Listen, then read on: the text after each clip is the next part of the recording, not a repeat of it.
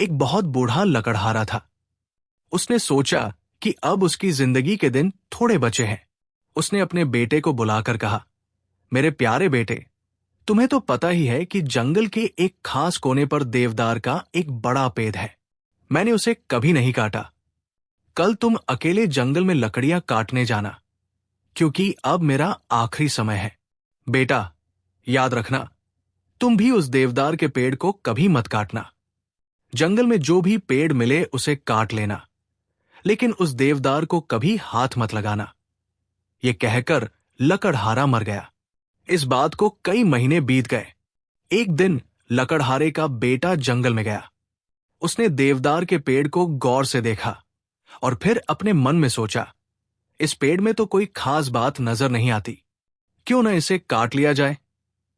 ये कहकर उसने अपनी कुल्हाड़ी उठाई और पेड़ के तने पर मारने लगा। पेड़ थोड़ा सा सरकर पीछे हट गया। लकड़हारा एक कदम आगे बढ़ा तो पेड़ और भी पीछे हट गया। अब उसने पेड़ की तरफ दौड़ना शुरू कर दिया। पेड़ उससे भी तेज दौड़ने लगा। आखिरकार लकड़हारा थक हारकर वही वापस आ गया जहां से वो चला था। उसने कुल्हाड़ी अपने कंधे पर रखी और अपने गधे पर सवार होकर घर की तरफ चल दिया। चलते चलते रात हो गई। हर तरफ घना अंधेरा छा गया।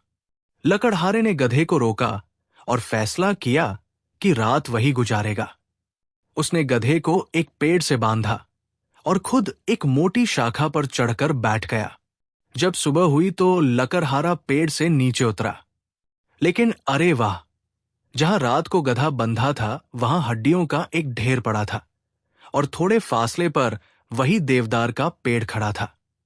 लकड़हारे ने कुल्हाड़ी अपने कंधे पर रखी और कहा, अच्छा, अब मैं पैदल ही उसके पीछे जाऊंगा। देवदार का पेड़ और लकड़हारा आगे पीछे चलते रहे। पहाड़ों, घाटियों और मैदानों से गुजरते रहे, यहां तक कि शाम हो गई। दिन की रोशनी कम होने लगी। लकड़हारे ने ये रात भी एक पेड़ पर गुजारी और फिर सुबह होते ही देवदार के पेड़ के पीछे भागने लगा। तीसरे दिन एक और अजीब घटना हुई। इससे लकड़हारा देवदार के पेड़ को बिल्कुल भूल गया। अचानक उसके सामने एक सांप और एक बड़ा हाथी आ गए। सांप और हाथी आपस में लड़ रहे थे। सांप हाथी को निगलने की कोशिश कर रहा था, लेकिन हाथी के लंबे दांत रुकावट बन गए और हाथी सांप के गले में फंस गया। लकड़हारे को अपनी आंखों पर यकीन नहीं आया। ये क्या हो रहा है? वो मूर्ति की तरह वही खड़ा रहा। उसका दिमाग काम नहीं कर रहा था। जब हाथी ने लकड़हारे को देखा तो मदद के लिए चिल्लाया, बचाओ, बचाओ, भगवान के लिए इस सांप को मार दो। जब तक जिंदा रहूंगा तुम्हारा एहसानमंद रहूंगा। बस इस हाथी के दांत काट दो। सांप ने भी लकड़हारे से विनती की, मैं तुम्हें बहुत अमीर कर दूंगा। बिना कुछ सोचे समझे लकड़हारे ने कुल्हाड़ी उठाई और हाथी के दांतों पर मार दी।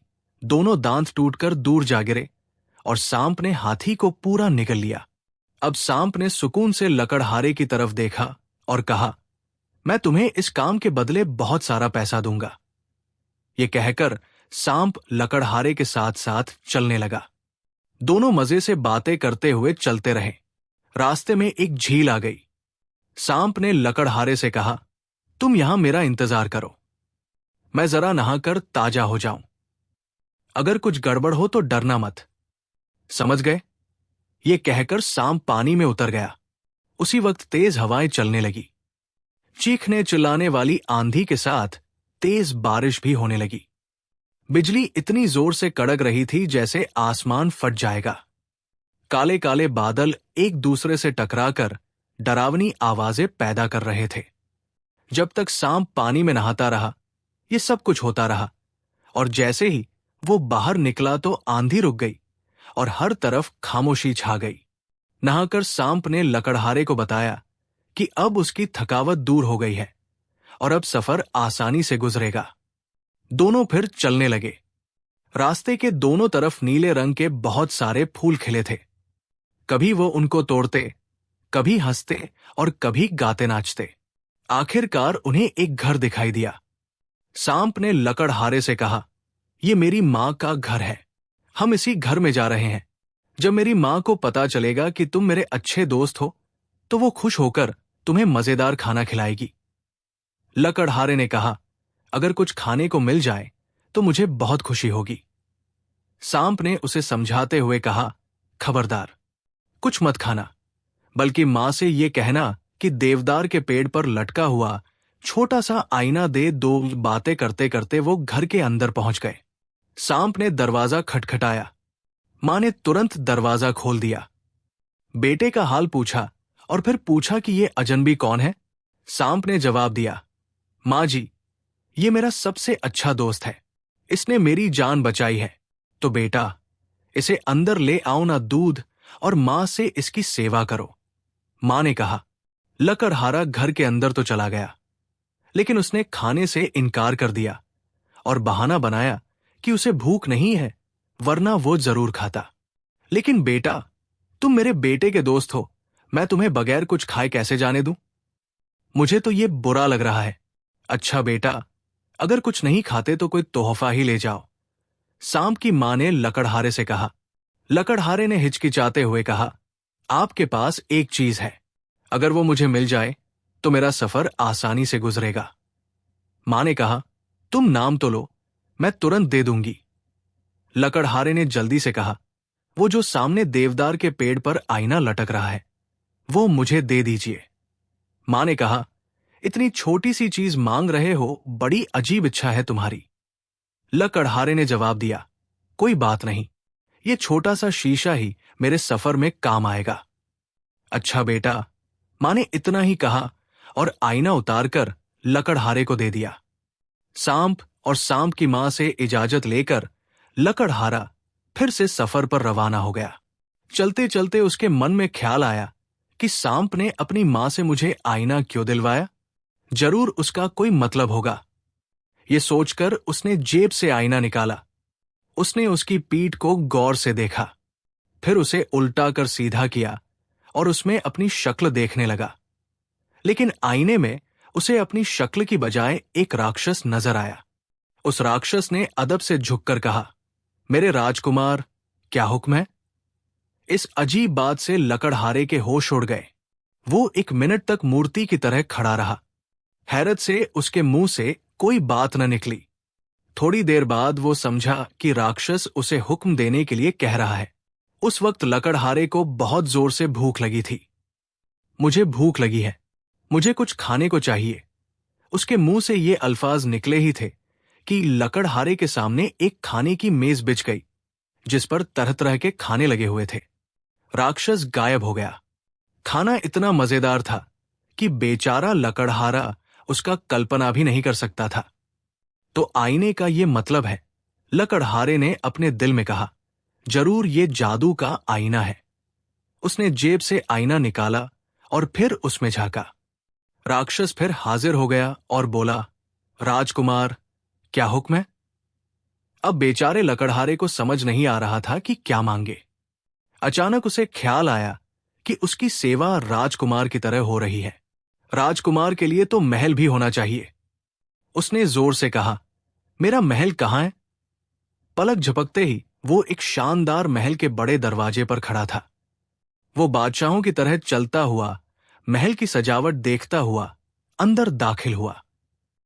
बड़े बड़े कमरों में कीमती कालीन बिछे हुए थे। दरवाजों पर भारी पर्दे लटक रहे थे।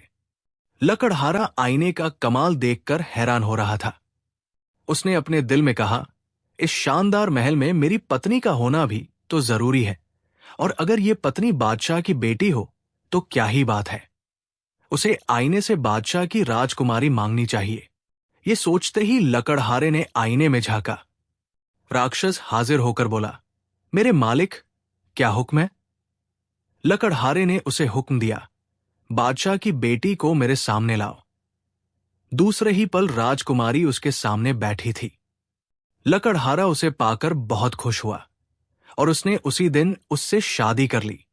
राजकुमारी के इस तरह अचानक गायब हो जाने से शाही महल में कोहराम मच गया।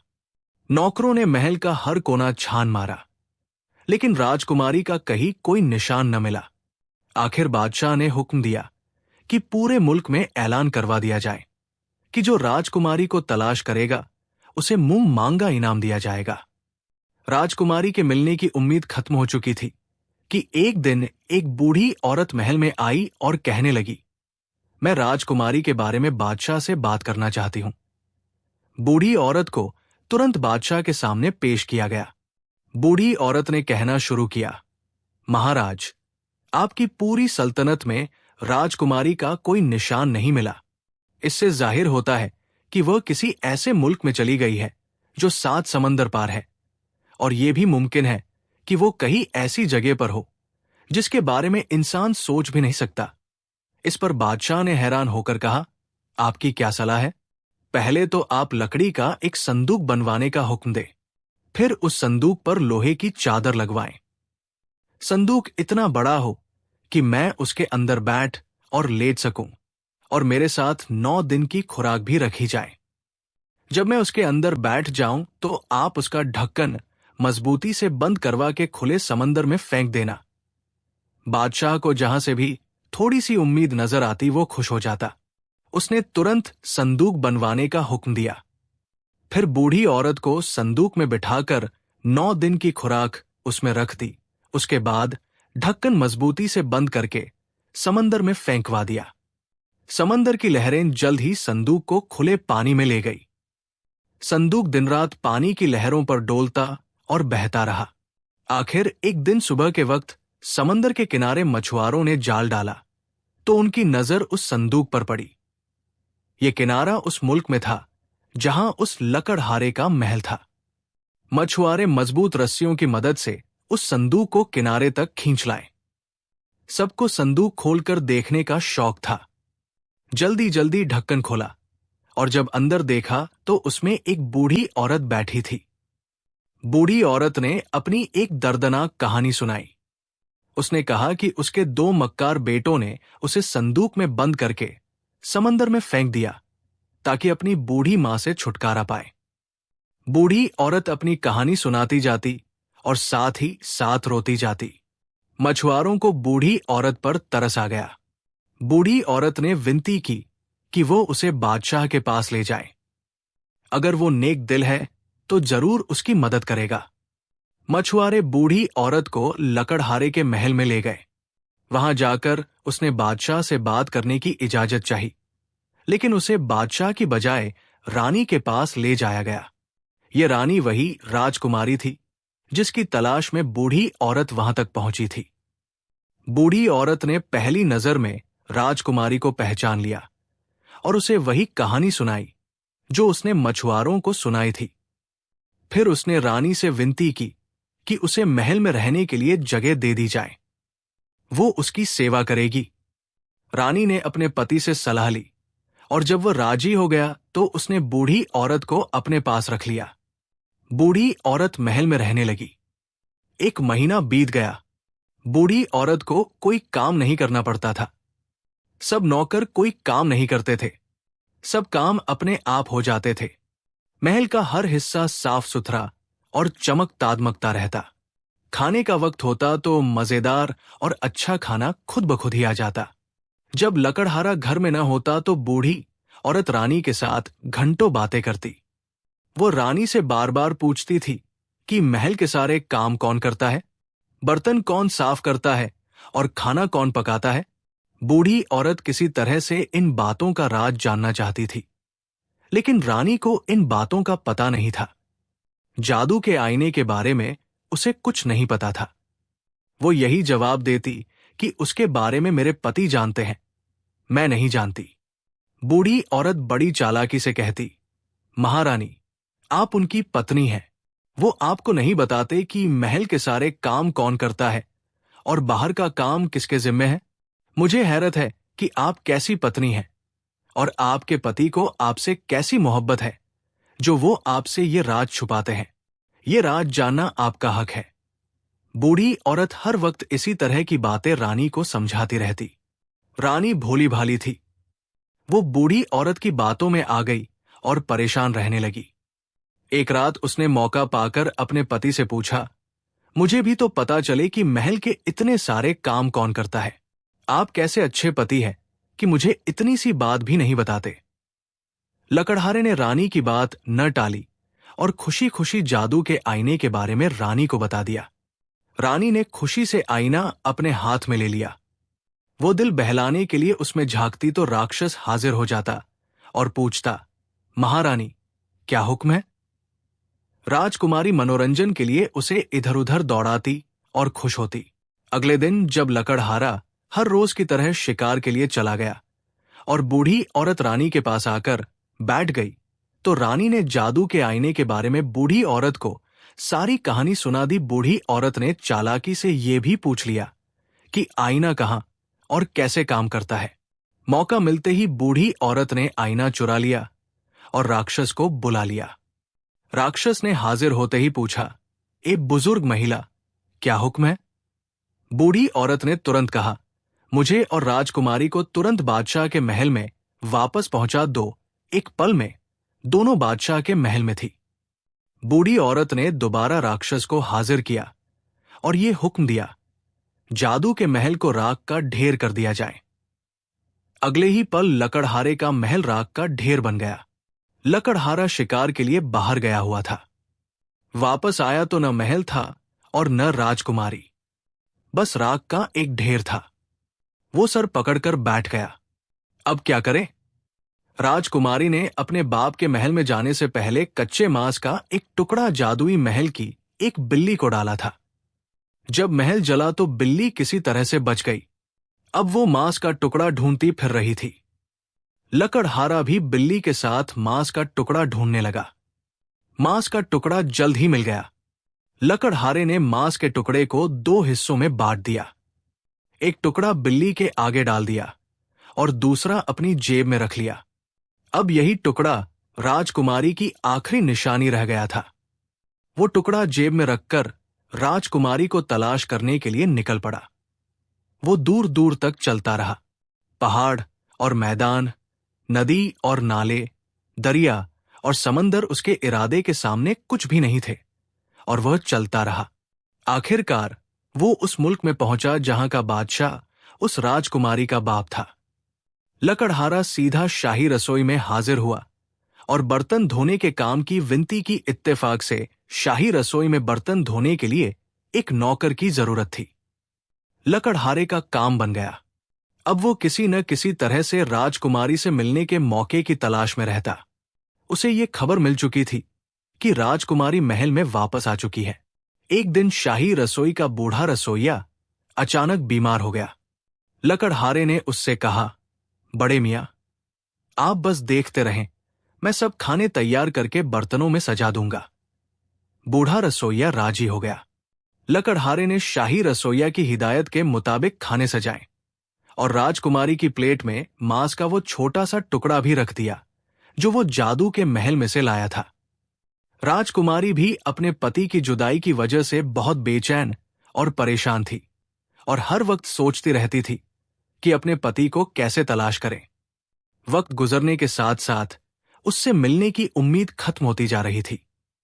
जब उसने अपनी प्लेट में मांस का वो टुकड़ा देखा तो पहले तो वो परेशान हुई और फिर खुशी से उसका दिल धड़कने लगा।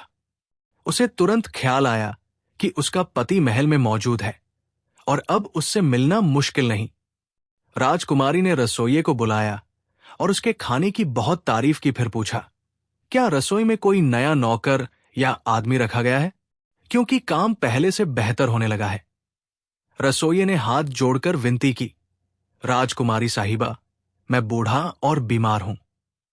आज मुझसे काम नहीं हो रहा था, इसलिए मैंने अपने मददगार नौजवान से खाना बनवाया है। ये नौजवान कुछ दिन पहले ही नौकरी पर रखा गया है। अच्छा लड़का है बेचारा। राजकुमारी ने कहा, बड़े मियाँ, आप जाइए, आपकी तबीयत ठीक नहीं है। मेरी चाय उसी नौजवान के हाथ भेज दीजिएगा। जब पति पत्नी इतने लंबे समय की जुदाई के बाद मिले तो उनकी खुशी की कोई सीमा न रही। राजकुमारी ने अपना एक एक किस्सा अपने पति को सुनाया और उसने भी अपना सारा वाकया बयान किया। अब दोनों ने सलाह ली कि किसी तरह से जादू के आईने को हासिल करना चाहिए ताकि वो दोबारा अपने महल में जाकर हंसी खुशी रह सके। लेकिन वो जादू का आईना तो उस बूढ़ी औरत के पास था और वो हर वक्त राजकुमारी के पास रहती थी। बूढ़ी औरत ने राजकुमार को देखते ही पहचान लिया, क्योंकि वही राजकुमारी के लिए खाना और चाय लेकर आता था। बूढ़ी औरत ने राक्षस को बुलाया और हुक्म दिया कि लकड़हारे को वापस उसके जले हुए महल में पहुंचा दिया जाए। अगले ही पल लकड़हारा राख के ढेर पर बैठा था। अब वो था और उसकी बिल्ली दोनों ही एक दूसरे के साथ ही थे। अब बिल्ली की सुनिए। जब लकड़हारा महल छोड़कर चला गया और महल भी जलकर राख हो गया, तो बिल्ली भूख से मरने लगी। मजबूरन चूहे पकड़ कर खाने लगी। जब लकड़हारा वापस आया तो हालात बहुत खराब हो चुके थे। बिल्ली इस तरह एक एक करके उसकी फौज के सारे सिपाही चट कर चुकी थी। जब चूहों के बादशाह को पता चला कि इंसानों का बादशाह अपनी सल्तनत में वापस आ चुका है, तो उसने सोचा कि इंसाफ के लिए इंसानों के बादशाह के पास जाना चाहिए। वो लकड़हारे के पास पहुंचा और चींची करके बोलने लगा, भगवान के लिए मदद फरमाइए।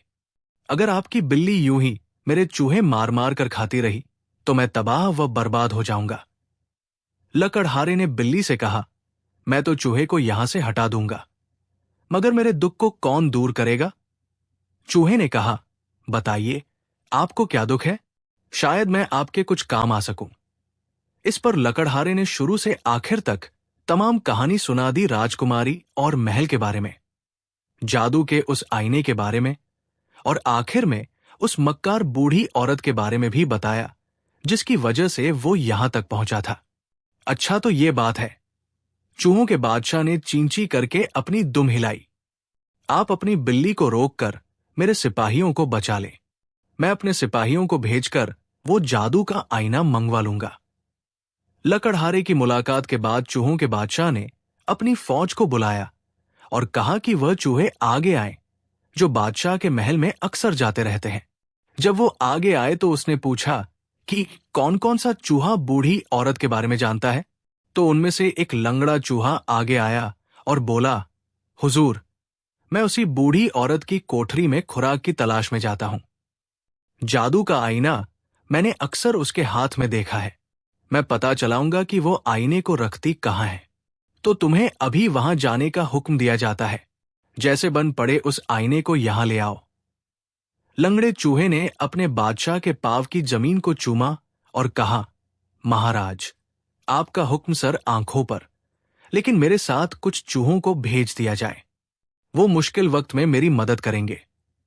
चूहों के सरदार ने उसकी विनती मंजूर कर ली। लंगड़ा चूहा एक चूहे की पीठ पर सवार होकर रवाना हो गया। बाकी चूहे भी उसके साथ साथ चल रहे थे। चलते चलते वो 7 समंदर पार बादशाह की सल्तनत में पहुंच गए। पहले शाही दरबार में दाखिल हुए और फिर बूढ़ी औरत के कमरे में घुस गए। ये रात के खाना खाने का वक्त था। मक्कार बूढ़ी औरत मजे से खाना खा रही थी। वो आराम से बूढ़ी औरत के सोने का इंतजार करने लगे। वो बूढ़ी औरत की हर हरकत को गौर से देख रहे थे। बिस्तर पर लेटने से पहले बूढ़ी औरत ने तकरीबन 100 बार आईने को उठा उठा कर देखा। जब नींद ने बहुत सताया तो तकिए पर सर रखते ही सो गई और खर्राटे लेने लगी। बूढ़ी औरत के खर्राटों से चूहों को उसके सोने का यकीन हो गया तो 3 चूहे कूदकर बूढ़ी औरत के बिस्तर में घुस गए।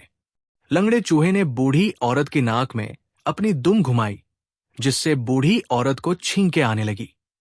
दूसरे 2 चूहे, जो अपने काम में बहुत तेज थे, जल्दी से आगे बढ़े और बूढ़ी औरत ने जैसे ही छींकने के लिए तकिए से सर उठाया, उन्होंने जादू का आईना तकिए के नीचे से खींच लिया और चूहे जल्द ही उस आईने को लेकर अपने बादशाह के पास पहुंच गए। चूहों का बादशाह आईने को देखकर बहुत खुश हुआ और उसने वादे के मुताबिक आईने को लकड़हारे के हवाले कर दिया। लकड़हारे ने उसका शुक्रिया अदा किया और बिल्ली को बगल में दबाकर चल पड़ा।